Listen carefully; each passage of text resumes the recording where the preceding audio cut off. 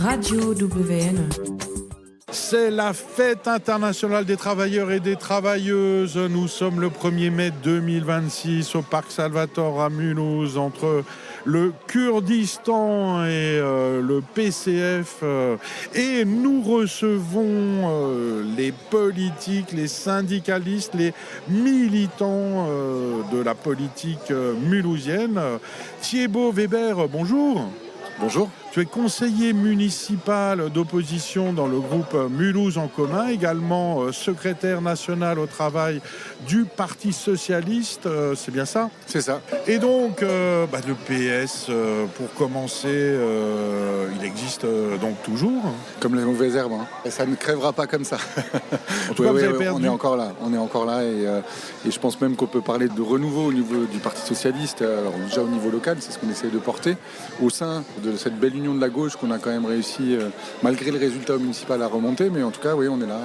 Et puis au niveau national, à des degrés divers et pour d'autres débats, mais bon, concentrons-nous sur le local. Mais en matière immobilière, le renouveau n'est pas là, hein, puisque vous aviez un siège place de la Concorde, il a disparu. Il ne reste plus que le PCF, le seul parti politique à Mulhouse qui dispose d'un local. Eh ben non, on en a. Ah oui ? On a un local, alors on n'a pas encore eu l'occasion de l'ouvrir au public et autres, mais on a effectivement un nouveau local, rue du Sauvage, que vous découvrirez bientôt. Un local purement PS ou un local de la gauche, de la fédération du Parti socialiste du Haut-Rhin, mais qui sert également pour les initiatives mulhousiennes. Le PS à Mulhouse, Mulhouse Agglo, vous êtes combien 3, 4, 5 ? Je ne saurais pas te dire, je ne suis pas secrétaire de section à Mulhouse. Non, mais c'est sûr qu'on est beaucoup moins qu'à la grande époque. Et donc, nous, l'enjeu, c'est aussi de pouvoir remobiliser des gens. Et on a pu le voir pendant la campagne, des gens qui restent des sympathisants du Parti socialiste, des gens qui ont toujours voté les socialistes, qui sont même restés socialistes avec l'eau qui a coulé sous les ponts ces dernières années. Donc voilà, on est clairement dans une problématique de renouveau, dans une ville où le socialisme a une longue histoire quand même. On a été aux commandes quand même un certain nombre d'années. Alors pas moi personnellement, parce que j'ai 43 ans, j'ai connu cette histoire de loin. On parle très souvent, trop souvent peut-être, de Jean-Marie Bockel et de la manière dont ça s'est terminé, malheureusement mal terminé d'un point de vue socialiste. Il y a eu Auguste Vicki, dans une certaine mesure Émile Muller. Enfin, c'est une ville populaire, c'est une ancienne ville ouvrière, ça reste une ville populaire aujourd'hui, dans laquelle, à un moment, le socialisme a façonné quand même l'avenir de la ville. Oui, certes, mais on ne peut pas oublier que c'est quand même Jean-Marie Bockel, officiellement socialiste, qui a trahi la gauche et qui a offert la ville au RPR, à l'UMP, en échange d'un plat de sous-ministre. En échange d'un plat de sous-ministre et dans l'échange, je pense, d'une illusion politique qui pouvait incarner la troisième voie blairiste en France, sur lequel il n'y a pas eu, c'est un chemin qui n'a pas forcément été une réussite. Moi, je reconnais que Jean-Marie Bockel a été un grand maire de Mulhouse, mais qu'à partir du moment où il a pensé un avenir politique dans les années 2000 au niveau national, il s'est malheureusement fourvoyé. En tout cas, moi, ce que je vois, mon socialisme, c'est pas un socialisme des 10 dernières années. D'abord, moi, je suis pas né dans la chose publique avec la politique. Je suis né d'abord par le fait associatif. J'ai été responsable étudiant ici à Mulhouse il y a fort longtemps, à une époque où la CSTE n'existait pas encore. Moi, je suis déjà un dinosaure avec mes 43 ans. J'ai été dans le syndicalisme à la CFDT. C'est d'ailleurs pour ça que pour moi, le 1er mai, ça représente avant tout le mouvement social. Et la politique, ça reste quelque chose de récent. Mais en tout cas, ce que je sais, c'est que mon socialisme, c'est un socialisme qui prend en compte la longue histoire du socialisme et pas simplement les 10 ou 20 dernières années sur lesquelles, effectivement, on n'a pas fait que des choses mémorables. Mais à l'heure où les Français, les Françaises croient de moins en moins aux partis politiques qui sont dans les institutions les plus mal aimées de toutes les institutions, je crois que c'est de l'ordre de 20% les Français qui font confiance aux partis politiques. Mulhouse en commun réunissait 5 partis politiques, les met en avant. Est-ce que c'est ça la bonne solution ou est-ce que, parce qu'on a vu les listes citoyennes au municipal, Anouar Sassi qui talonnait Loïc Mineri et Mulhouse en commun, si la fusion avait été acceptée, vous auriez gagné la mairie à gauche. Frédéric Marquet, alors même s'il a fusionné avec la droite macroniste de Laramillon, c'était aussi une liste citoyenne non encartée à la base. Est-ce que on a encore besoin des partis politiques. Est-ce qu'il ne faut pas les mettre un peu en retrait Non, on n'a pas besoin que des partis politiques. Tu l'as remarqué, Mulhouse en commun, c'était une liste d'union de la gauche et de la société civile. Il y a des gens qui ne sont pas encartés et qui ont pris une place importante dans cette campagne et qui continueront et qui vont monter, j'ai envie de dire, en politique, même si ce n'est pas forcément dans les partis politiques. Après, sur la question, tu poses plusieurs choses. Tu poses la question de la pertinence ou non des partis politiques et du contexte mulhousien en particulier. Sur les partis politiques, on a toujours besoin de partis politiques. Et ici, ce 1er mai, en tout cas, les partis de gauche ou les mouvements de gauche qui sont représentés, qui sont présents aujourd'hui à ce 1er mai, on remarque que toutes les forces qui étaient présentes au municipal ne sont pas aujourd'hui là au 1er mai, s'inquiètent de 2027 et de l'arrivée possible du RN au pouvoir. Le Rassemblement national, c'est quoi ? C'est un bon vieux parti à l'ancienne qui, pendant les municipales, a présenté des assistants parlementaires un peu partout, là où ils n'avaient pas forcément des candidats très solides sur les municipales. C'est limite un parti à l'ancienne et avec toutes les pratiques politiques qu'on reprochait aux partis politiques. Donc en fait, la mort des partis politiques qu'on parfois fantasme ou qu'on espère à gauche, c'est à mon avis une voie sur laquelle on se fourvoie. On a besoin des partis politiques. Peut-être que les partis politiques ont besoin d'évoluer, bien évidemment. Parfois, il faut renouveler ceux qui font de la politique, c'est sûr. Moi, je me sens pas être quelqu'un qui a vécu tout le temps de la politique, qui est né en politique en étant assistant parlementaire, donc j'en parle très librement. En tout cas, on aura toujours besoin des partis politiques, y compris parce que les partis politiques, c'est à un moment la capacité à s'organiser au niveau local, à penser une pensée nationale ou internationale selon les réseaux et les fédérations auxquelles on peut partenir. Et puis, c'est la formation. C'est la formation politique, c'est la capacité à être formé par des magistrats quand il faut parler de justice, par des syndicalistes quand il faut parler de la chose économique et sociale, par des économistes. C'est aussi normalement, peut-être que ça n'a pas assez joué ce rôle-là ces derniers temps, des grandes machines à émanciper. En tout cas, moi, c'est ma conception d'un parti politique à gauche. Oui, sans doute, mais je repense à Jean-Marie Bockel, quand il a quitté la gauche pour rejoindre la droite, il a créé un parti politique qu'il a appelé la gauche moderne. Et donc c'est plus le Parti socialiste. Certes. Tu m'interroges en tant que représentant du Parti socialiste, donc je me permets de me détacher du destin de Jean-Marie Bockel à partir du moment où il avait quitté le PS. Sans doute, mais c'est une illustration de plus le dévoiement des partis politiques. Pourquoi, quand on crée un parti politique à droite, on l'appelle la gauche moderne ?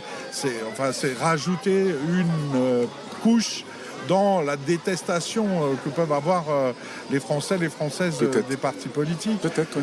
Et donc c'est difficile à vivre. Et sinon, 2024, dissolution de l'Assemblée par Macron, réunion politique de gauche au Parti communiste français rue de Bansenheim à Mulhouse, et des jeunes qui viennent toquer à la porte. Alors même si c'est Anouar Sassi qui les envoyait, ils étaient quand même jeunes, motivés, on veut être candidat. On leur répond non, c'est Paris qui décide qui sera candidat, avec les partis politiques qui négocient à Paris telle circonscription pour tel parti va être suppléant, machin. Est-ce que c'est la meilleure façon de choisir les candidats, les étiquettes politiques des candidats, que ça soit Paris qui décide qui va être candidat, quel parti politique va être candidat aux législatives? Mais tout le monde a été content de la NUPES et surtout du NFP qui a suivi. Et à un moment, le NFP et la NUPES sous-entendaient le fait qu'à un moment ou un autre, les forces politiques, les partis politiques de gauche se mettent d'accord au moins sur la répartition des circonscriptions et de quelle force politique serait candidate où. Mais ça n'a pas été fait comme ça, avec une grande loterie où au final, on a fait tout au hasard. Ça a été regardé aussi en fonction des forces et des faiblesses des uns et des autres, des résultats électoraux, et c'est comme ça que ça a été analysé. Mais pour moi, mais ça ne me choque pas que sur des questions législatives où on parle avant tout d'être représentant de la nation et pas juste de son territoire, les partis politiques, et notamment quand il s'agit de faire une union, cette belle union qu'a été le NFP à un moment, que les partis politiques mettent leur grain de sel. Donc moi, j'étais pas à la réunion de 2024 que tu évoques, et je ne sais pas dans quelle mesure ça a pu être vexant pour des gens effectivement qui arrivaient, qui n'étaient pas forcément des partis politiques et qui réclamaient des places déjà, qui étaient pas naturelles, même pour les forces politiques autour de la table, puisqu'il y avait forcément aussi des débats de dire qui prend telle circonscription et ainsi de suite. Par contre, donc à un moment, je pense qu'il faut aussi, et voilà, je ne vais pas cracher contre mon camp, je pense qu'on a besoin de partis politiques et que c'est pas sale qu'à un moment, si on veut penser demain à contrer véritablement l'extrême droite au niveau présidentiel et au niveau législatif, oui, on s'organise aussi au niveau national. Mais ça ne résout pas la chose publique et ça ne résout pas la question politique. Moi, je vais te dire ce en quoi je suis content d'être au PS d'aujourd'hui et pas d'il y a 20 ou 30 ans. C'est qu'à un moment ou à un autre, il y a 20 ou 30 ans, le PS, on était assez fort à côté de mouvements syndicaux pour organiser la question, par exemple, des jeunes des banlieues, des travailleurs immigrés. On a été très bons sur ces questions-là dans les années 80, 70, 80 surtout. Il y a eu la marche des beurs et tout ça. Et puis, il y a eu le plafond de verre. C'est-à-dire que quand il fallait prendre des responsabilités, dire conseiller municipal, maire, député, il n'y avait plus personne. Donc en fait, on a organisé des mouvements, un peu comme parfois des mouvements de jeunesse au niveau politique. Il fallait faire la claque, mais après, derrière, il ne fallait surtout pas demander des responsabilités. D'autres ont su le faire à un moment, et je pense que l'élection municipale qui vient de passer, au-delà de la question des alliances, est-ce qu'on osera ? Moi, je pense que voilà, on n'aurait pas dû fusionner, on ne va pas développer ça. Je pense que l'histoire nous donnera raison, mais parce que déjà, je pense que le candidat en face, Anouar Sassi, n'est pas de gauche, c'est pas son histoire politique, c'est pas un reproche que je lui fais. Il n'a pas une histoire politique de gauche, ça c'est une première chose. Mais surtout pour les gens qui sont sincèrement de gauche et qui sont avec lui, en fait, la question c'est que je pense que ça met aussi l'accent sur les faiblesses qui sont celles effectivement peut-être des partis politiques de gauche classiques, de ne pas avoir su à un moment faire venir en politique des gens qui sont aujourd'hui dans les quartiers. Donc cette élection, elle a été une élection par défaut, où tout le monde a mobilisé un petit peu son couloir, mais personne n'a vraiment convaincu. Et à la fin, c'est le 3e et la 6e qui fusionnent et qui gagnent. Donc, bien évidemment, on est conscient et on est assez lucide par rapport au bilan de ces élections-là. Mais je ne crois pas que ça invalide totalement les partis et encore moins les partis de gauche. Alors, on ne va pas revenir, sur François Hollande, mon ennemi, c'est la finance, avec ensuite un quinquennat qui, pour certains à gauche, a été vécu comme une trahison, avec des choix politiques qui ont pu être perçus comme des choix de droite, d'échéance de nationalité, choix de Manuel Valls, etc. Est-ce que toi, tu es prêt à un mea culpa en tant que socialiste en disant on s'est trompé pendant la présidence Hollande Je vais être assez mesuré là-dessus parce qu'effectivement, il y a des énormes erreurs qui ont été faites. Moi, au moment du quinquennat Hollande, je suis permanent à la CFDT, au niveau national, auprès d'un certain Laurent Berger. Donc j'ai vu les errements de la loi travail et autres, qui a été, heureusement, dans sa dernière version, apuré d'un certain nombre d'horribles choses qu'on a retrouvées après sous le mandat Macron. Donc bien évidemment qu'il y a des erreurs qui ont été faites. Il y a des choses bien qui ont été faites, les contrats d'avenir, les contrats de génération, qui ont moins marché, mais il y a aussi des bonnes choses qui ont été faites. On parle souvent, la gauche se fait souvent taper sur la question des dépenses et la gauche qui rage gratis. À chaque fois que la gauche est au pouvoir, c'est là où les comptes publics sont les mieux gérés. Donc ça, je le reconnais aussi à Hollande. Mais en tout cas, une chose est sûre, c'est qu'à un moment, je pense que notamment dans sa deuxième partie de mandat et à la fin, on est allé sur... Je reprends un peu... pas amoniste ou quoi que ce soit, mais il y a Benoît Hamon qui disait, voilà, moi je suis ni de la gauche qui veut pas aller au pouvoir parce qu'elle veut rester de gauche, ni de la gauche qui oublie qu'elle est de gauche pour aller au pouvoir. Je pense que peut-être qu'on a oublié à un moment qu'on était de gauche pour rester ou aller au pouvoir, d'ailleurs on n'est même pas resté au pouvoir, et que le choc de compétitivité ou le pacte de compétitivité ou autres ont été des erreurs, qui ont non seulement été des erreurs programmatiques au sens de la gauche, mais en plus des erreurs économiques et sociales, parce qu'en plus ça n'a pas produit les effets escomptés en termes de politique publique. Tu vois, je tape pas comme un sourd gratuitement, mais je sais aussi reconnaître les quelques vertus, peut-être pas beaucoup, qu'on peut aussi trouver encore dans le fait que la gauche a été pouvoir. En tout cas, juste pour terminer, il n'y a que ceux qui ont été aux commandes qui ont fait des conneries à un moment. Et si tu conduis pas une bagnole, tu n'auras jamais d'accident de voiture. Effectivement, on est la gauche, alors de Hollande certes, mais aussi de Jospin, de Mitterrand, de Léon Blum, et même Léon Blum, regardez 36. On regarde Léon Blum en disant 36, c'est les congés payés et autres, ça n'a pas été aussi facile que ça. Ça a été aussi la baston et la bagarre entre les organisations syndicales qui ont mis la pression sur le gouvernement Blum pour obtenir plus que ce qu'était le programme du Front Populaire en 36. C'est ça l'histoire politique. Mais à un moment, il faut avoir été aux commandes. Moi, il y a une chose que je suis prêt à discuter, c'est des erreurs et des atouts des politiques qu'on a menées. Par contre, je ne prends pas de leçons de gauche de gens qui n'ont jamais rien obtenu pour qui que ce soit. À un moment, si syndicalement ou si politiquement, tu me démontres que, au-delà des valeurs, tu les incarnes, y compris par l'action que tu as menée, quelle que soit, associative, syndicale ou politique, pas de problème. Je suis prêt à être critiqué sur ma gauche, je suis prêt à faire mon mea culpa.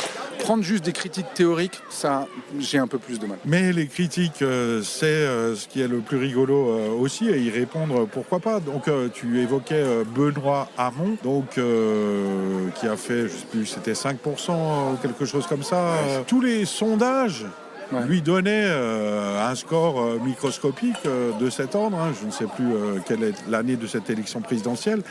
Si il s'était désisté avant le premier tour pour Jean-Luc Mélenchon, on aurait peut-être enfin eu à nouveau un président de gauche. Il s'est maintenu juste pour sauver les finances du Parti socialiste, puisque à 5%, on sauvait les aides publiques. Ouais. Est-ce qu'il n'aurait pas dû se désister, ne pas se présenter avant le premier tour, parce qu'il était sûr de perdre de toute façon, et il aurait pu peut-être permettre à Mélenchon d'accéder au deuxième tour en se désistant. C'est ce que certains disent aujourd'hui, avec le recul, mais en fait, il est facile d'écrire l'histoire après. Moi, j'étais pas en première ligne sur cette campagne présidentielle. Ce que je peux dire, en tout cas, c'est qu'il faut pas oublier qu'à l'époque, et aujourd'hui encore, et heureusement que ça traverse la gauche, il y avait des désaccords de fond. C'était pas simplement une question de dire, en fait, Benoît Hamon, Jean-Luc Mélenchon, c'est la même chose, rester sur la même ligne. Non, il y avait quand même un certain nombre de choses de fond, et il faut se souvenir quand même à l'époque, sur la question européenne, on portait pas du tout la même chose. Jean-Luc Mélenchon était pour une forme de Frexit de gauche, ce qui n'était pas du tout la ligne de Benoît Hamon et du candidat du Parti Socialiste à l'époque. Donc oui, il y a eu cette fameuse truc de l'inversion des courbes, mais je pense pas qu'on puisse la regarder uniquement comme le fait que Benoît Hamon, en se maintenant, a empêché la gauche d'accéder au pouvoir. Je veux dire, à un moment, les débats de fond, ils sont nobles. C'était pas simplement juste pour sauver le Parti Socialiste. Et puis, par ailleurs, je me permets cette incise-là, on parle beaucoup des présidentielles, mais je pense qu'on s'abîme sur les présidentielles. Moi, il y a un truc qu'on constate à gauche actuellement, c'est la course à l'échalote sur qui va être candidat avec son micro-parti sur la présidentielle. Or, on est censé, globalement, sur le papier, mais après il faut nous montrer si c'est vraiment les intentions. On est censé être une gauche qui prône pour une république plus parlementaire, et on est en train de s'abîmer sur la 5e République. J'ai presque envie de te dire, écoute, moi si je m'imaginais un destin national, la première chose que je dirais, c'est je vous promets que je me présenterai jamais à l'élection présidentielle, histoire de pacifier un peu le truc et de dire je me fais une vasectomie politique, comme ça vous êtes sûr que je vous emmerderai pas avec mon petit ego, quoi. Oui, ben là tu m'obliges à rappeler que c'est un certain Lionel Jospin qui n'a pas eu la possibilité, le courage, tu me fais refaire toute l'histoire du parti. Ça m'est jamais arrivé, c'est de bien. faire les législatives avant la présidentielle, ce qui aurait été une rupture totale de notre monarchie républicaine, où on aurait enfin peut-être plus débattu d'idées et de programmes. Non, effectivement, le fait de mettre les élections présidentielles et les élections législatives dans ce sens-là, ça n'a pas forcément eu un super effet, et que moi je suis plutôt à penser qu'il faudrait parlementariser davantage notre République et avoir un pouvoir présidentiel beaucoup plus limité, quoi. On a une monarchie républicaine qui ne correspond pas à ma conception de la démocratie, et encore moins à ma conception de la démocratie rénale. Il suffit de regarder les Suisses et les Allemands à côté, ils ne fonctionnent pas du tout comme ça. Alors ils trouvent la démocratie française super, ça s'engueule, c'est spectaculaire et tout ça, mais bon, eux, ils ont une démocratie encore beaucoup plus stable que la nôtre, je trouve. Mais voilà, ça n'est que ma conception démocratique. Ouais, ils ont besoin souvent de quelques mois de négociations pour former un gouvernement. Et c'est bien. Mais d'autant plus que moi j'ai vu les Allemands, quand j'étais à la Confédération Européenne des Syndicats, pardon, je termine là-dessus, je voyais pendant un comité exécutif de la Confédération Européenne des Syndicats, le président du DGB, donc qui est la grande confédération syndicale allemande, en pleine négociation d'une des grosses coalitions entre le SPD et Merkel. La coalition qui va aboutir au salaire minimum en Allemagne, ce qui était historique, et à des mesures très fortes sur les petits retraités et tout ça. Ils ne discutaient pas juste de postes ou de passaient pas juste une nuit à discuter, il y avait un document de 60 pages qui était un document précis, à la virgule près, sur quelle politique publique devait être menée. Ça, une négociation comme ça, moi je trouve ça pas sale. En France, on ne sait pas faire ça. En France, on négocie des postes, on négocie des grandes orientations politiques, mais on négocie pas jusqu'au dernier kilomètre de dire mais c'est quoi la mesure publique, ça va coûter combien, ça concerne combien de personnes. Moi, je pense qu'une démocratie, elle doit être construite ce type de compromis-là solide, où quand on doit faire à un moment des choix, quand il n'y a pas une majorité qui l'emporte et qui l'écrase, de pouvoir à un moment négocier des contrats solides. Alors l'herbe est toujours plus verte ailleurs en Allemagne, moi aussi j'adore l'Allemagne, et il y a par exemple en Allemagne il y a de l'éducation politique, et alors qu'en France quand on évoque ça c'est un gros mot. Aujourd'hui un jeune de 18 ans qui va voter pour la première fois, si ses parents ne sont pas politisés, personne ne lui a expliqué la différence entre la droite et la gauche, à un niveau non partisan, bien sûr, évidemment. Qu'est-ce qu'on fait pour changer ça ? Comment imaginer de voter en France sans savoir que la droite et la gauche, c'est pas la même chose? On a eu quand même pendant très longtemps en France, et on les a toujours, mais c'est vrai que c'est des mouvements qui souffrent aujourd'hui grandement, c'est les mouvements de jeunesse et d'éducation populaire. Ça a été souvent initié par des gens de gauche, des mouvements qui ont contribué à ça. Et puis l'engagement syndical parfois plus que politique, a aussi contribué à ce type d'émancipation de jeunes qui passaient un moment par le faire et puis par la théorie, par le savoir, par la formation. Les machines des organisations syndicales et certaines grandes fédérations associatives sont encore d'immenses machines à former des gens. Ils permettent ça. Moi, je suis un peu le fruit de ça sur mon éducation politique, au niveau étudiant, puis au niveau syndical derrière. Mais c'est sûr que ça manque de plus en plus, que beaucoup d'associations sont aujourd'hui à genoux et ont plus ces capacités-là, ne serait-ce qu'à envoyer des gamins en vacances. L'accès aux vacances dans les grandes structures d'éducation populaire, c'était pas simplement la jeunesse en plein air, c'était aussi l'éducation, c'était aussi une forme de sensibilisation et des temps pendant lesquels on était sensibilisé à la question politique. C'est vrai qu'en Allemagne, est-ce que c'est forcément parfait? Sans doute pas, mais ils ont un modèle, c'est celui des fondations, notamment auprès des partis politiques, auprès des organisations syndicales, parce qu'on pense souvent à la Friedrich Ebert côté SPD, des sociodémocrates allemands, mais il y a aussi la Hans Böckler, qui est la grande fondation des syndicats en Allemagne, et qui forme des jeunes, qui parfois même financent des études de jeunes qui étaient en entreprise et qui vont demain faire un certain nombre d'études, et puis ils les forment politiquement, syndicalement, et ça, on en a extrêmement besoin. L'éducation populaire, moi je suis un militant de l'éducation populaire, il faut savoir renouveler sans doute ce qu'est l'éducation populaire, son modèle économique, son action sociale, mais on a besoin d'émanciper les gens. Enfin, Thibaut Weber, tu es conseiller municipal d'opposition à Mulhouse.